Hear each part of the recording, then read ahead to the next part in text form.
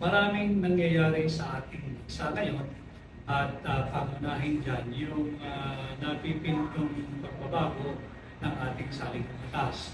At isang karangalan na nakasama natin ngayon ang mayor ng Malolos City, Bulacan.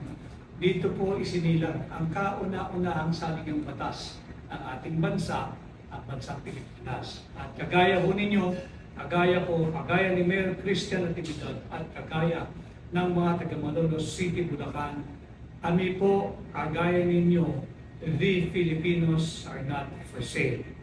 At habang pinag-usapan natin ang bagay na yan, napakayaman po talaga sa heritage ang Malolos City, Bulacan sapagkat ang ama ho ni Mayor Christian Natividad ay ang si General Chodolo Natividad ay ang ama ng Probation Law, ang ama ng National Police Commission Law, at ang ama ng Philippine National Police Law. Malaki rin ho ang naging kanyang ambag sa pagtaguyod at pagtanggol sa ating saligang batas.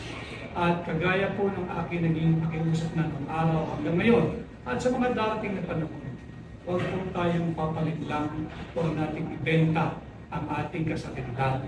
Huwag nating ibenta ang ating pirma at huwag po tayong magpapauto sa mapagsamantalang mga politiko na ang layunin ay lapastanganin ang ating saligang batas at waldasin ang kaban ng bansa.